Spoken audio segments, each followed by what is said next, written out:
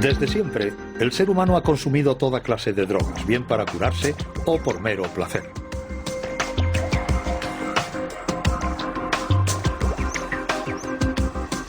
Drogas y cerebro, tabaco y alcohol, venenos a la venta libre.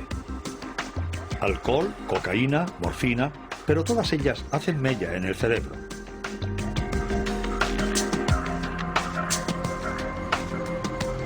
En la actualidad, la biología es capaz de explicar sus efectos en nuestras mentes y el estudio de las drogas permite a la ciencia una mejor comprensión del funcionamiento del cerebro. El tabaco y el alcohol en venta legal son las sustancias más consumidas del mundo. Los científicos, sin embargo, las consideran desde hace mucho tiempo como auténticas drogas. Consumida en el Caribe y en América Central como planta medicinal o ritual, el tabaco fue descubierto entre los siglos XV y XVI por los grandes exploradores. El francés Jean Nicot inició la cultura del tabaco en Europa y dio el nombre científico a la planta. Fumado, esnifado o masticado, el tabaco se puso rápidamente de moda y se distribuyó por el mundo entero. En la actualidad, más de 1.000 millones de personas fuman en todo el mundo. Los fumadores son 7 veces más numerosos que los consumidores de drogas ilegales. Concentración, vigilia y mejora de la memoria. Es, sin embargo, lo único que se puede esperar de un cigarro. Una paradoja que el neurofarmacólogo Jean-Paul Tassin estudia en una universidad de Francia. El fenómeno de euforia provocado por el tabaco es mucho más sutil que el obtenido con la morfina, que es mucho más potente, o los psicoestimulantes, lo cual no impide que precisamente al ser menos fuerte nos permita repetir y por tanto utilizarla, y lo digo entre comillas, en la vida cotidiana. Podemos pasar un día tranquilo fumando con regularidad, sin dejar de lado una actividad social normal. Se ha pensado durante mucho tiempo que los fenómenos de dependencia estaban relacionados con uno de los productos adictivos del tabaco, o sea, con la nicotina. De hecho, existe una contradicción. Todas las sustancias que provocan adicción en el hombre, como las anfetaminas, la heroína, la morfina o la cocaína, consumidas por los animales rápidamente y en cantidades importantes, les vuelven dependientes de estos productos. Pero si se les proporciona nicotina a los animales, no les va a interesar en absoluto. Los animales fuman simplemente porque sí. Por contra, los mensajes de salud pública apenas logran algo contra la dependencia de los hombres a los cigarrillos. Y la nicotina, el ingrediente principal del tabaco, ha sido largamente para los científicos el culpable fundamental. If you think this looks ridiculous, remember, smoking is just as unnatural for you as it is for them.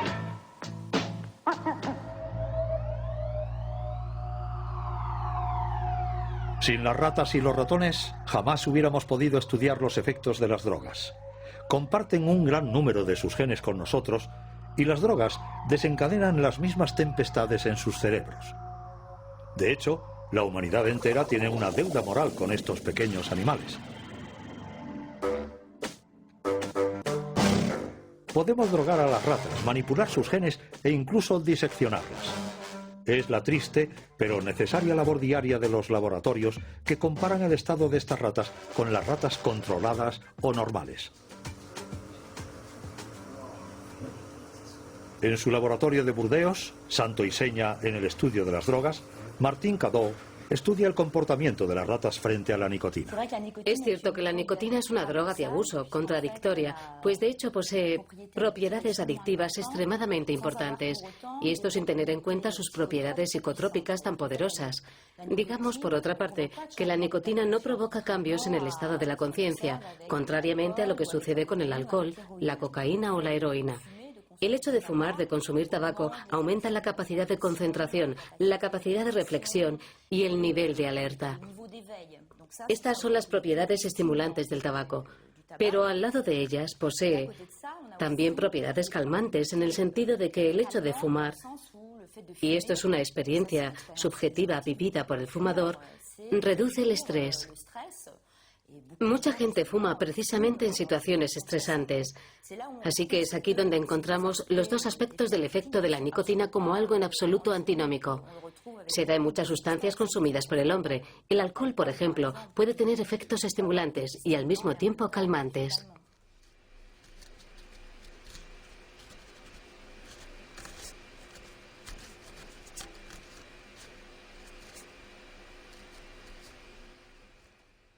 Bien, hemos metido a la rata en una jaula de autoadministración provista de 2 agujeros. Uno va a ser el refuerzo, es decir, que cada vez que el animal meta su hocico en dicho agujero, el ordenador va a activar una bomba que va a empujar la jeringa y que inyectará en la circulación venosa del animal una cantidad determinada de nicotina. El agujero llamado sin refuerzo no va a producir ningún efecto. A través de las sesiones de autoadministración, que en general tendrán lugar una vez al día durante varias semanas, veremos finalmente que el número de visitas al agujero con refuerzo irá aumentando según pasen las sesiones. Es lo que se denomina la adquisición de un comportamiento de autoadministración. En cuestión de días, la rata comprende cómo inyectarse la nicotina.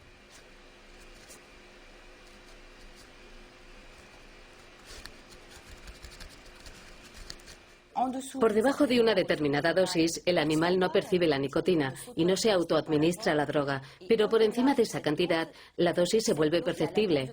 Trabajamos con una franja extremadamente reducida y, contrariamente a lo que sucede con la cocaína, el animal consume bastante poca. Cuando alguien se fuma un cigarrillo, el humo del tabaco penetra dentro de sus pulmones, concretamente en la zona de los alveolos pulmonares, altamente irrigados de sangre. La nicotina, por ejemplo, pasa increíblemente rápida a través de los alvéolos y es conducida de manera veloz hasta el cerebro. Para hacernos una idea aproximada, en 10 segundos, en poco menos de 10 segundos, la nicotina inhalada llega hasta el cerebro, lo que corresponde a una inyección intravenosa en un animal. O sea, que a nivel de correspondencias de dosis es más o menos lo mismo. Es decir, para alguien que se fume, por ejemplo, un paquete al día,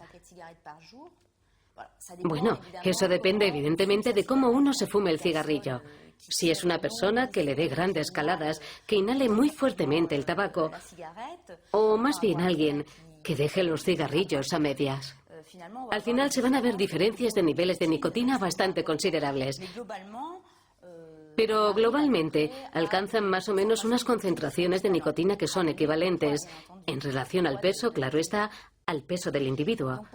Así que para alguien que, por ejemplo, se fume un paquete de cigarrillos al día y considerando que a cada cigarrillo le dé 20 caladas, por 20 cigarrillos por paquete, da un total aproximado de 400 inhalaciones de nicotina al día. Es el equivalente a 400 inyecciones intravenosas de nicotina. Por tanto, es mucho, ¿no?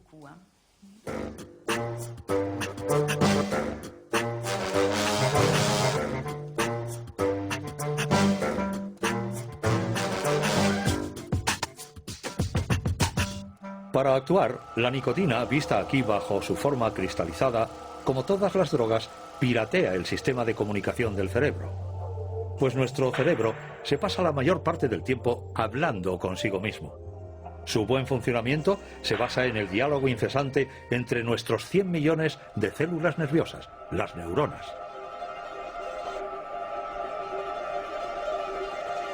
Para hacer circular la información, las neuronas envían mensajeros químicos denominados neurotransmisores. Bien sea el dolor, el placer o el ritmo en el intercambio de información, los neurotransmisores regulan un equilibrio sutil y complejo del que depende el conjunto de las funciones de nuestro organismo. Entre cada neurona existe un pequeño espacio en el que reina una intensa actividad. Es aquí, en la sinapsis, en donde actúan los neurotransmisores. Para hacer circular la información de una neurona a otra, se dirigen a sus receptores correspondientes.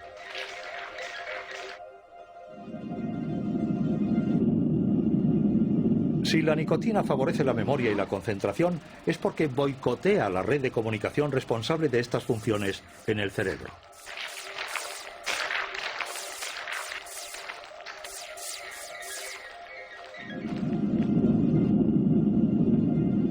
Es la red de la acetilcolina, ACH. Además, sus receptores se llaman receptores nicotínicos. Pero la nicotina es mucho más potente que la acetilcolina. Provoca la liberación de otro neurotransmisor, la dopamina, una molécula en la que radica la sensación de placer que proporcionan todas las drogas.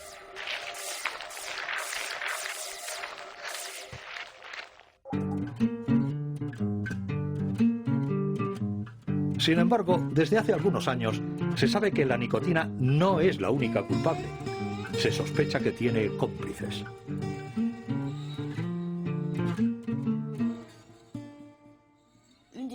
Una de las hipótesis que estamos probando aquí, en el laboratorio, es efectivamente saber si en el tabaco puede haber otras sustancias que favorezcan precisamente la propiedad adictiva de la nicotina. Estas sustancias actuarán directamente sobre la dopamina, la molécula del placer. Una vez cumplida su misión, la dopamina es recaptada por su neurona original.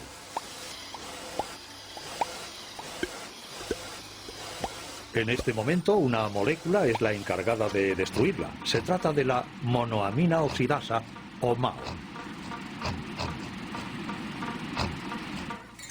Cuando nos fumamos un cigarrillo, un producto químico impide a la MAO destruir la dopamina. Se dice que inhibe a la monoamina oxidasa. Resultado, la dopamina estimula a sus receptores más tiempo del previsto y aumenta el placer. Este mecanismo tiene incluso un efecto antidepresivo. Lo que estudiamos en el laboratorio es cómo el hecho de tener inhibidores de la monoamina oxidasa va a aumentar el poder adictivo de la nicotina.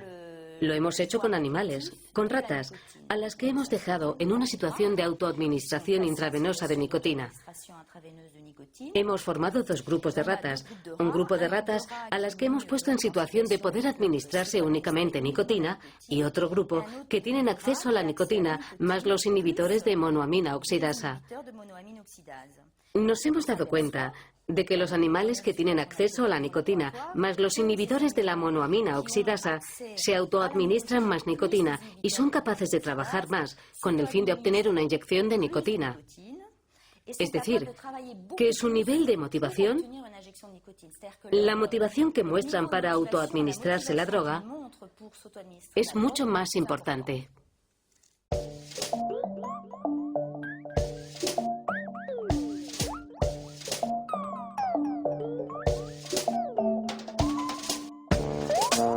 Conclusión del experimento. La nicotina no es seguramente la única responsable de la adicción al tabaco. Entonces, ¿cuáles son las otras moléculas implicadas? Los científicos aún siguen tratando de averiguarlo, y es que tienen dónde elegir. Se sabe que hay hasta 4.000 productos químicos en el humo del tabaco.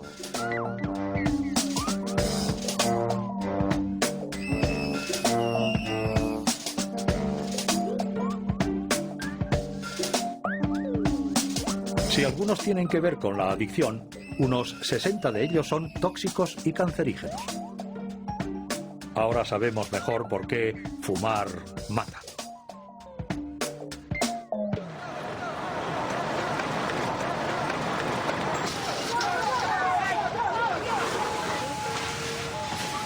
Desde cáncer a enfermedades cardiovasculares. Hoy día, unos 5 millones de personas mueren al año en el mundo a causa del tabaco.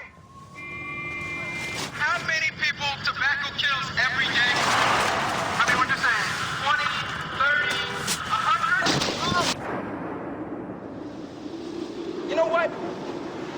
We're going to leave this here for you so you can see what 1,200 people actually look like. Et je danse de tout mon cœur, car je vais grandir vite, vite. Et quand je serai moins petite, je fumerai comme un sapeur. Et elle fumait, comme des sapeurs, comme si déjà elle voulait battre l'homme sur son propre terrain. Concours de la plus jolie fumeuse en 1927. Pour ces dames, l'herbe à Nico remplace soudain le thé de 5 heures, la garçonne s'efface dans des volutes de paradis artificiels et Marilyn Monroe perce déjà sous la femme sapeur. Mademoiselle Maud Lottie est proclamée la plus gracieuse fumeuse de France du concours organisé par le fumeur et par Paris qui chante. Concours de cigares vitesse. Messieurs, préparez-vous.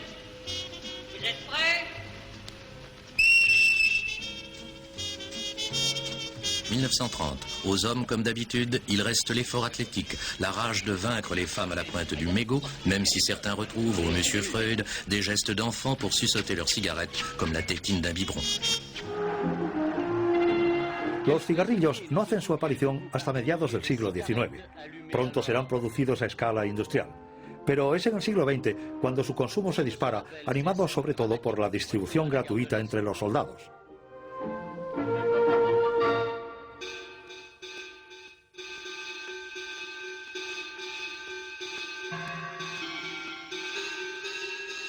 En la actualidad, las industrias tabaqueras fabrican 5 billones con B de cigarrillos al año.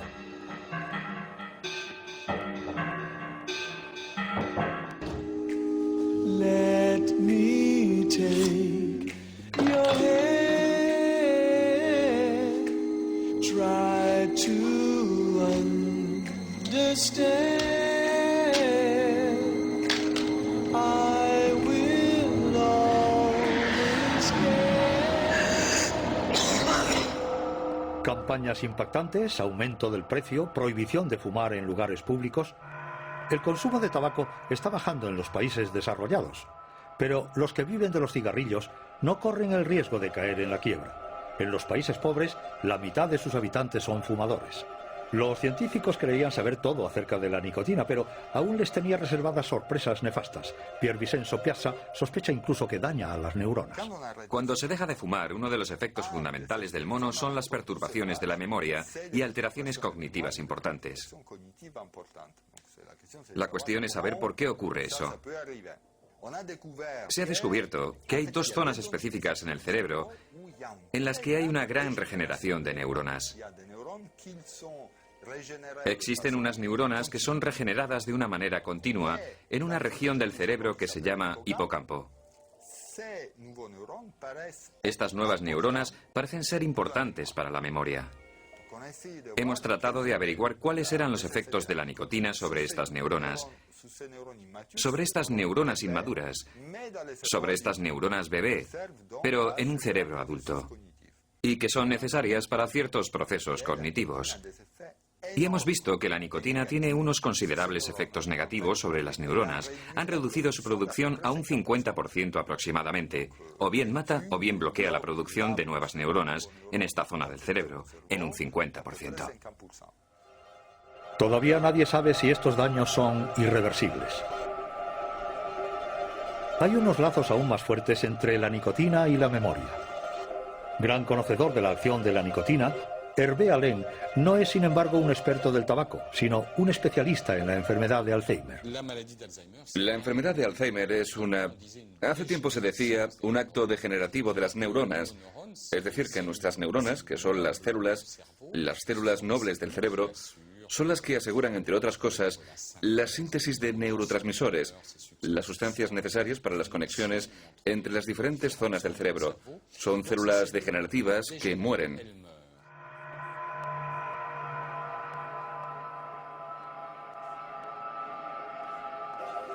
No es la muerte de las neuronas lo que desencadena el mal de Alzheimer, una enfermedad que arrastra graves problemas de memoria y de razonamiento y que afecta a 15 millones de personas en el mundo.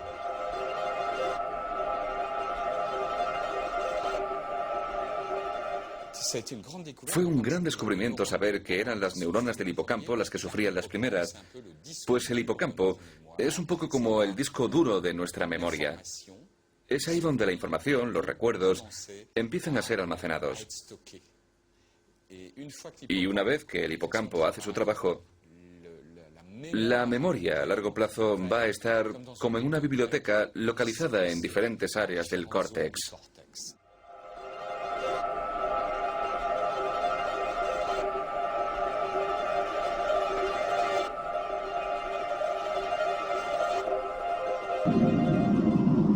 En la enfermedad de Alzheimer, las neuronas que mueren son precisamente las que fabrican al bibliotecario de nuestros recuerdos, la acetilcolina, el neurotransmisor que recurre a los receptores nicotínicos.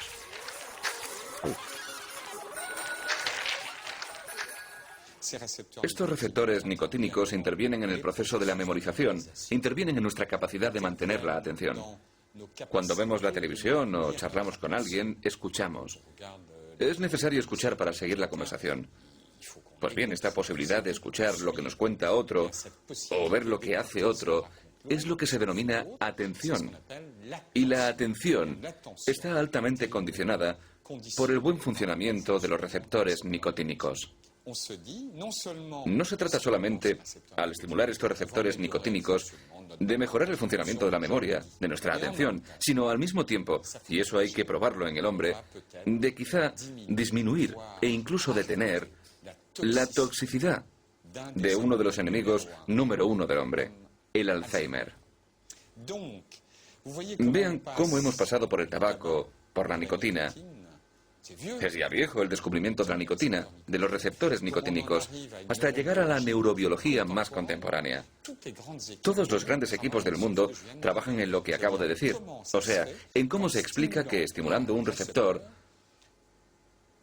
podamos jugar con la vida o la muerte de unas células o con la toxicidad de ciertos productos.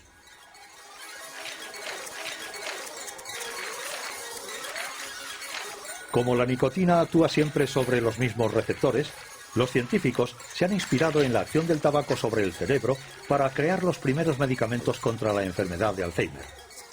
Unos medicamentos que retardarían la evolución de la enfermedad alcanzando a los receptores nicotínicos.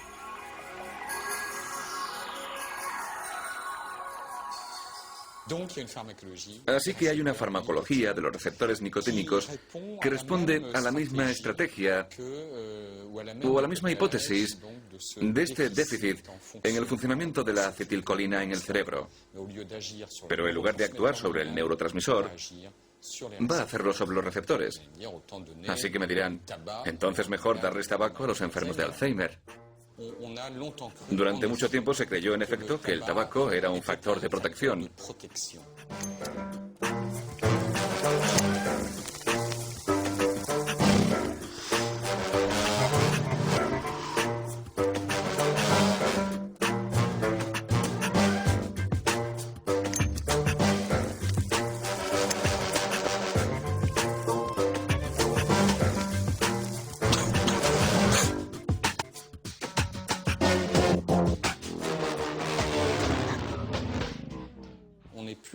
Ya nadie acepta la hipótesis del tabaco como protector, simplemente porque el tabaco puede ser incluso un factor de deterioro intelectual. Y para nada es debido a su impacto sobre los receptores nicotínicos, que a primera vista es bueno, pero no es así.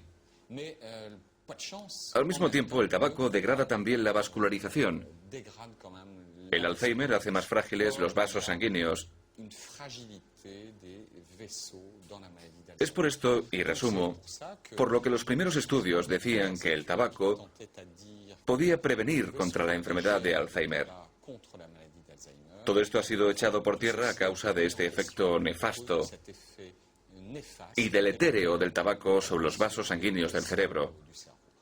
Por tanto, hoy la tendencia, y es el mensaje que hay que transmitir, es que el tabaco ahora, en la actualidad, es considerado todo lo contrario, es un factor de riesgo a la hora de padecer Alzheimer. Vasos sanguíneos más frágiles en el cerebro, adicción, componentes tóxicos, deterioro de las neuronas. No hay duda, el tabaco no es el mejor amigo del cerebro y es aún más nocivo.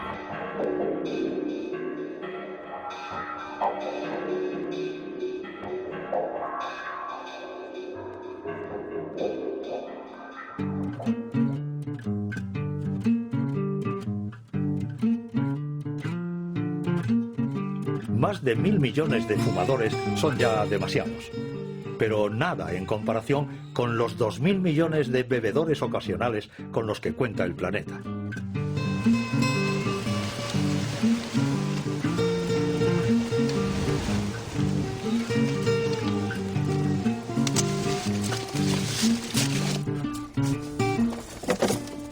A la venta en la mayor parte de los países del mundo, el alcohol puede ser obtenido por la fermentación de frutas o cereales ricos en azúcar o por destilación.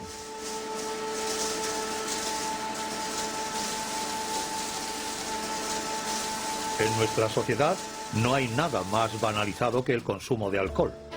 Como aperitivo en una buena cena cualquier pretexto es bueno para beber un vaso.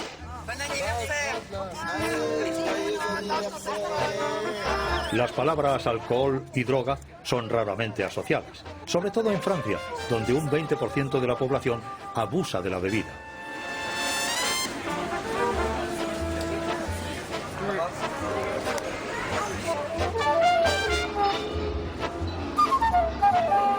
En el servicio de adictología de Philippe Battel, el alcohol representa el 80% de sus consultas. ¿El alcohol una droga? Eso hace saltar de su sillón a mucha gente, no solo a los viticultores. También le asustó a un ministro de Sanidad de Francia, quien dijo durante una emisión a la gran audiencia: no, el alcohol no es una droga. Hay científicos que lo respaldan. Pues bien, yo pienso que hay que relativizar. Si una droga es un producto que potencialmente, en el sujeto que la toma, va a producirle dependencia, entonces no se hable más. El alcohol es una droga. Excusez-moi, est-ce que vous buvez plus de 3 verres d'alcool par jour? Moi, non. Non? Bien sûr. 3 par jour. Et vous, mesdames, plus de 3 verres par jour? Non, certainement pas. 3 verres par jour? Pas 3, hein. Dites-moi, est-ce que vous buvez plus de 3 verres d'alcool par jour? 3 verres d'alcool? Non, c'est rien. Moi, je ne bois jamais. Oh, ben moi, j'en ai bu un verre. Hein. Non. Pas 3 verres, non. Aujourd'hui, dans notre pays, personne ne semble boire plus de 3 verres par jour. Heureusement, car les études montrent qu'au-delà, les risques d'avoir un cancer augmentent considérablement. Si tomamos como referencia el número de fallecidos, evidentemente hay que ir a saco a por el alcohol. 45.000 personas cada año en Francia. ¿Qué es lo que se está haciendo en este país para ayudar a los pacientes con problemas con el alcohol? ¿Existen medios que estén a la altura del número de muertos? ¿A la altura del sufrimiento horroroso de sus familiares y que no pueden ser traducidos en cifras? So this is Christmas. Another year. Anybody think we should keep going? And you want just begun. And so this is Christmas. Las campañas de prevención meten el dedo en la llaga sobre los peligros del alcohol al volante. Se olvidan de la violencia familiar y de las depresiones que acompañan a menudo al alcohol. El alcoholismo, como mal en sí, parece algo anecdótico en las campañas de salud pública y afecta, sin embargo, a 76 millones de personas en el mundo. El alcohol, como todas las drogas, altera el cerebro profundamente. Let's hope it's a good one. Su impacto sobre el cerebro es tan complejo que incluso investigadores como Philip Godwood lo apodan la droga sucia. El alcohol tiene además una particularidad que hace aún más complicado su estudio. Goza de una difusión extraordinaria. Es una molécula muy pequeña. Tiene la especificidad de atravesar la membrana celular y, por tanto, de distribuirse fácilmente en el cerebro, en la placenta e incluso en las neuronas.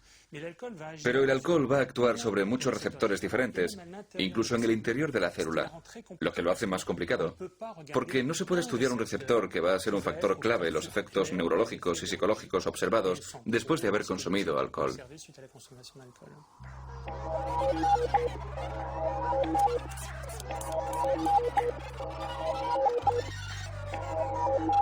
La mayor parte de las drogas concentran su acción en un tipo concreto de receptores. El principal ingrediente del alcohol, el etanol, golpea casi todo el sistema.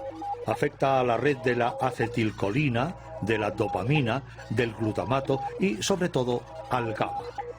En el cerebro de un abstemio, el GABA actúa como el gran ralentizador de la actividad de las neuronas. Alcanzando a los receptores del GABA, el etanol exagera la ralentización cerebral.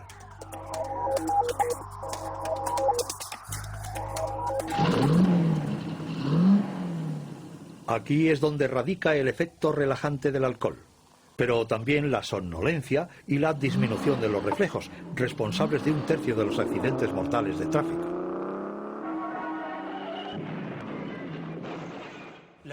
La repetición de la actividad alcohólica va a provocar unos efectos de adaptación. El organismo tiene una filosofía en la vida, la homeostasis. Es un término un tanto extraño, pero explica algo muy sencillo: el retorno a un estado de equilibrio. No hay nadie más conservador que el cerebro y el conjunto de los órganos humanos. Cuando alguien viene a modificar su dinamismo, sistemáticamente va a intentar buscar un nivel más adaptado a su modo de funcionamiento habitual. Como el alcohol estimula constantemente al GABA, que es un freno, un neuromodulador, entonces, ¿qué va a hacer el organismo para luchar contra esta inhibición? Porque el cerebro tiene necesidad de funcionar, debe funcionar a diario. Al despertarnos, al levantarnos a desayunar, al ir al trabajo para ganarnos la vida, el organismo va a desestabilizar a los receptores GABA. ¿Esto qué quiere decir? Quiere decir simplemente que va a tener menos receptores el GABA con el fin de evitar que le frenen demasiado. Este tipo de adaptaciones acaba por anclar el alcoholismo en las neuronas. El cerebro está obligado a inventar un nuevo estado de equilibrio. Cuando un alcohólico deja de beber, el ya precario equilibrio de su cerebro se derrumba. Es lo que crea el síndrome de abstinencia. Esto se manifiesta por las mañanas en un nerviosismo, en unos temblores algo perceptibles en las extremidades, por una confusión ansiosa, a veces una pequeña obnubilación y luego sudores, taquicardia.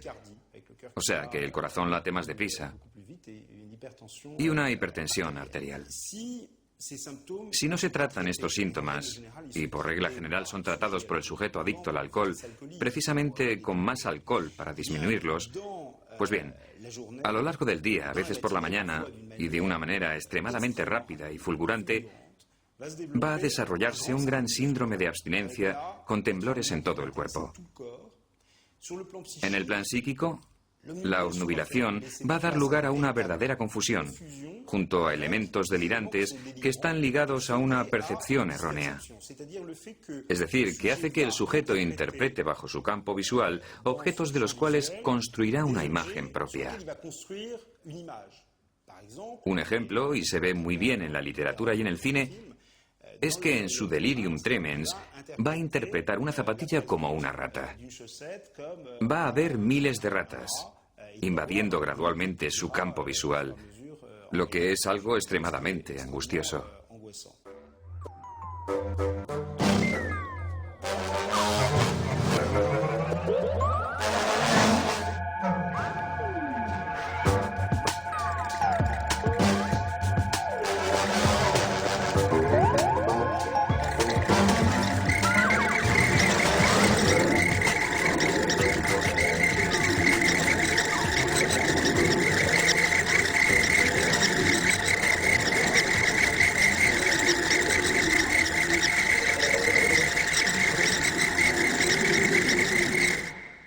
Este desorden cerebral puede conducir a una crisis convulsiva generalizada y, en casos relativamente raros, un 6%, a la muerte del individuo por una hiperexcitabilidad general y una gran deshidratación.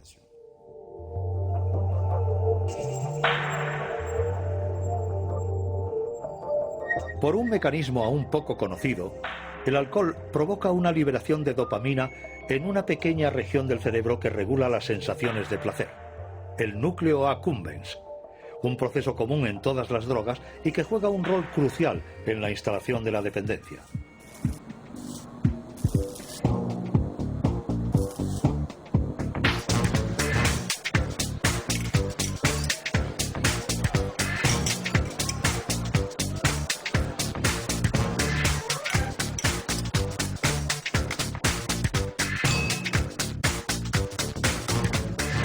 Desde hace años, la tecnología de la imagen aplicada a la medicina permite a investigadores como Jean-Luc Martineau medir los desgastes del alcohol en el cerebro. Hemos empezado a estudiar a pacientes que vienen consumiendo alcohol con regularidad desde hace unos 15 años. Hemos querido averiguar cuál es el gasto de energía en las diferentes partes del cerebro de estos pacientes y si difiere en relación a los sujetos normales. Nos hemos dado cuenta de que hay una disminución considerable del metabolismo de la glucosa, que es la única fuente de energía del cerebro en todas las partes frontales del mismo. Hemos notado, cuando tratábamos de ver si existía alguna relación entre el consumo de energía en las regiones frontales del cerebro y la ejecución de unas pruebas por parte de estos sujetos, que se daba una correlación. Es decir, que cuanto menos importante era la actividad energética, peor realizaban nuestros pacientes los ejercicios de selección de información, los test de memoria inmediata y las pruebas de supervisión o de ejecución de comportamientos.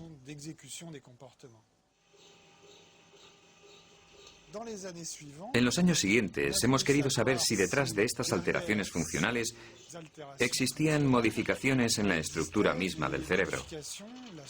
Para eso hemos utilizado imágenes por resonancia magnética que dan una representación excelente de la forma del cerebro, de su anatomía, de la materia gris y de la materia blanca.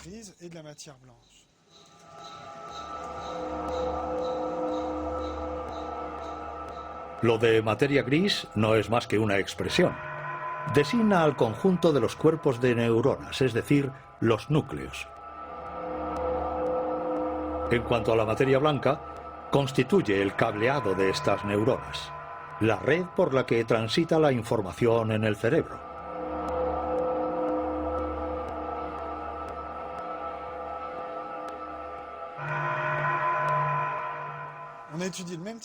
Estudiamos a un mismo tipo de pacientes, enfermos ingresados en el área del profesor Reynaud, en el servicio de adictología de Villejuif, cerca de París. Estas personas realizaban un consumo regular de alcohol, solicitaban desengancharse de la bebida, pero no mostraban ningún rasgo serio, ningún otro signo de sufrimiento corporal. Estos individuos, según las resonancias y los datos obtenidos con programas de ordenador diseñados para cuantificar la materia gris y la materia blanca, tenían una disminución de materia gris bastante acentuada en las regiones anteriores del cerebro, en las regiones frontales, es decir, en la parte delantera del cerebro, y en las regiones frontales medianas, o sea, entre los dos hemisferios. La novedad en estos últimos años es que las técnicas de análisis de imágenes muestran que hasta en casos de consumo moderado se pueden detectar anomalías, no solamente en su funcionamiento, sino también en la estructura y ultraestructura misma del cerebro. Lo que estas imágenes muestran es que altas dosis de alcohol atrofian el cerebro. Las alteraciones más graves que constatan los investigadores se ven a simple vista en algunos alcohólicos.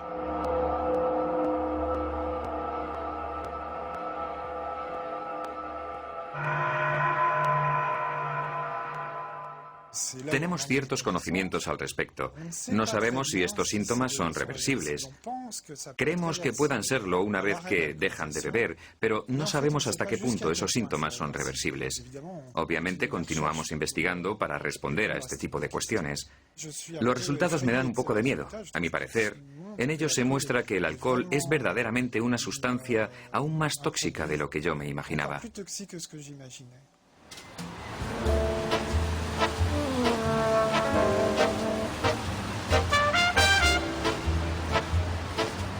Desde hace tiempo, los especialistas en el alcohol tratan de identificar los factores de vulnerabilidad al alcoholismo. Y es la genética la que comienza a aportar las verdaderas respuestas.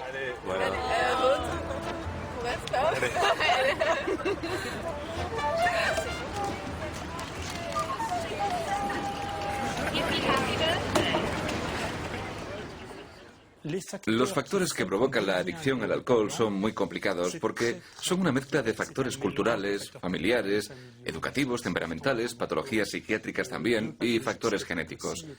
El conjunto forma una mezcla difícil de discernir y que hace que ciertos sujetos sean más vulnerables que otros.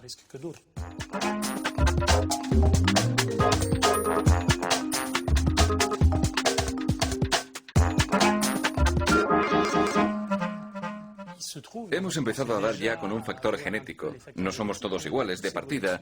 En Francia, entre un 2 y un 5% de la población, una mínima parte, no puede eliminar la molécula del alcohol de su cuerpo debido a su herencia genética, algo que por otra parte no es tan malo.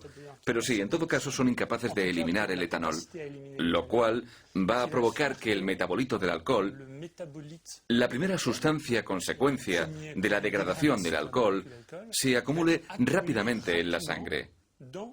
Dicho metabolito es algo extremadamente desagradable de soportar. Las sensaciones de enrojecimiento y palidez al mismo tiempo, náuseas, a veces vómitos, malestar, que van a hacer que el mínimo consumo de alcohol se convierta en un cataclismo.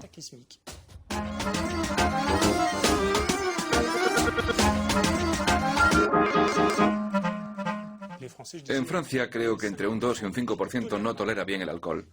En el caso de los orientales, en países como Corea o Japón, es más de un 40% de su población la que padece intolerancia al alcohol. El hecho de tener tan alto índice de no tolerancia al alcohol lleva consigo, por supuesto, una reducción en el riesgo de alcoholemia o alcoholismo.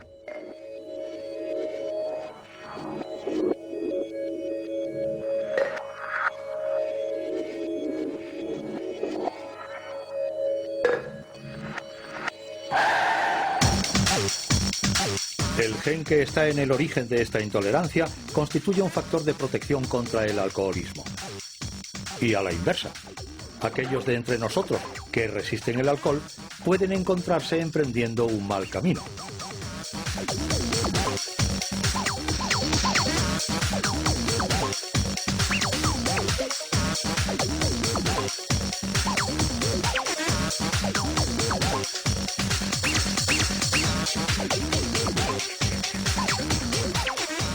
La tónica general mundial es la de reducir el consumo de alcohol, pero los jóvenes, en particular las mujeres, beben cada vez más y a edades más tempranas, una precocidad que las hace más vulnerables al alcoholismo.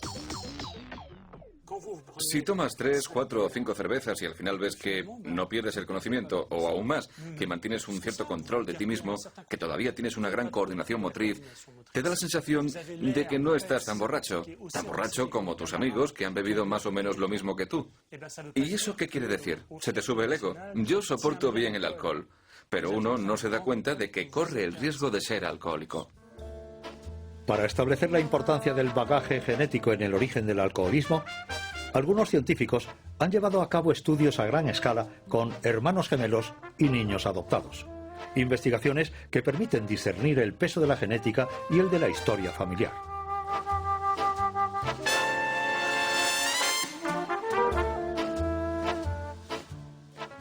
Se hicieron progresos bastante considerables hace unos 30 o 20 y tantos años gracias a dos técnicas un tanto extrañas que permiten discernir factores que inicialmente eran difíciles de discriminar: los factores familiares y educativos.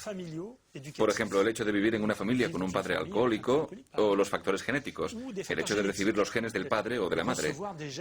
Estas son técnicas que se denominan estudios de gemelos y de adopción, y se ha conseguido así distinguir claramente lo que tiene que ver con el ambiente familiar y lo que tiene que ver con los genes, lo heredado de los progenitores.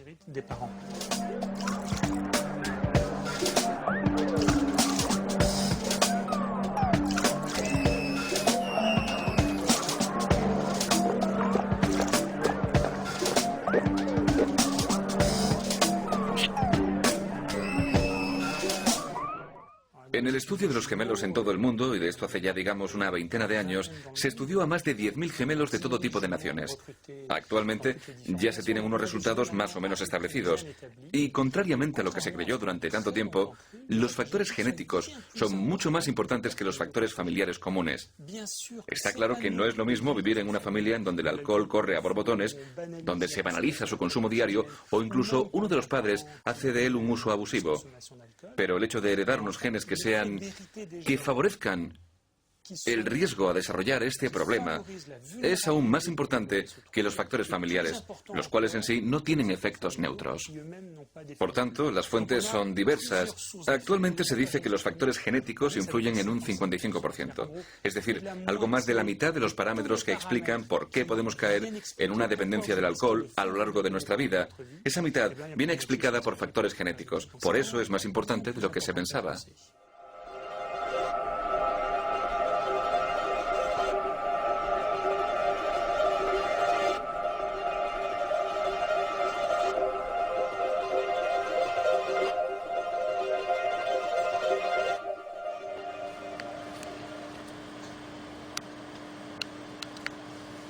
Los genetistas han renunciado a buscar el gen del alcoholismo. Sin embargo, ya se han identificado muchos otros genes, entre ellos el responsable de la fabricación de uno de los receptores de la dopamina, el receptor D2.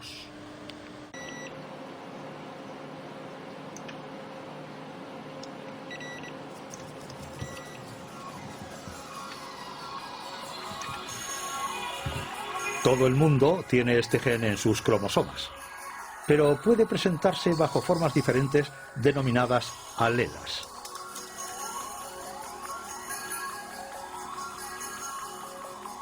En la mayoría de los alcohólicos, esta alela es un poco más larga de lo normal. Una singularidad que parece perturbar la fabricación de los receptores D2. El receptor D2, más bien el gen que trabaja para el receptor dopaminérgico D2, adquiere un papel ligeramente más importante en los alcohólicos que en los abstemios, pues aumenta el riesgo de alcoholismo en un 30%. Pero es ridículo. El hecho de aumentar el riesgo no es lo que explica la enfermedad, no es una explicación científica de la presencia del problema, aunque no es para nada por lo que está sistemáticamente presente.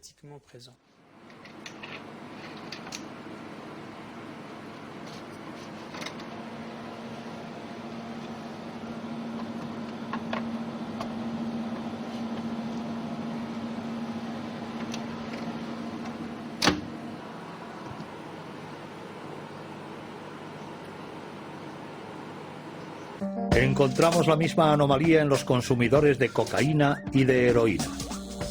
Muchos científicos opinan hoy que este gen representa uno de los principales factores de vulnerabilidad a la adicción a las drogas. Pero existen otras anomalías y los genes no pueden explicar todo. He realizado bastantes estudios de genética y cada vez que encontraba un factor de vulnerabilidad, comprobaba que yo también lo poseía. Tengo la alela S del transportador de serotonina que predispone al riesgo de suicidio. Tengo la alela A1 que predispone al alcoholismo. Se lo digo con asiduidad a mis pacientes y a los que participan en mis estudios genéticos, porque nadie es perfecto. Me explico. Sé que quizá puedo ser más vulnerable que otros, pero como mucha gente que es consciente de su vulnerabilidad, le presto más atención a ello. Aunque, bueno, prevenir a un suicida no estaría fácil. Si estoy deprimido, pues voy al psiquiatra. No resulta fácil como psiquiatra que soy, pero a veces damos con ello más adelante. De todas formas, cuando se poseen genes de vulnerabilidad, lo que puede desarrollarla es la ubicación en un medio específico. Y esto es muy importante. Es también un eje al que se recurre bastante en la genética de las adicciones. Hay que tratar de explicar, cuando se posee un gen de vulnerabilidad, que hay que encontrar en qué tipo de acontecimientos, en qué momento, en qué circunstancias puede salir a flote la patología. Algunos temen una detección sistemática de los genes de vulnerabilidad, lo que animará a empleadores y a aseguradoras a adoptar prácticas abusivas. Una idea en completa contradicción con el obrar de los científicos, para quienes la vulnerabilidad no es en absoluto una fatalidad. El alcohol y el tabaco son las drogas más consumidas del mundo. También son las más peligrosas para la salud. Los científicos evalúan ahora en su justa medida la extraordinaria complejidad de su acción en el cerebro. Largamente negado por la colectividad, ahora sí son consideradas drogas con todas las de la ley.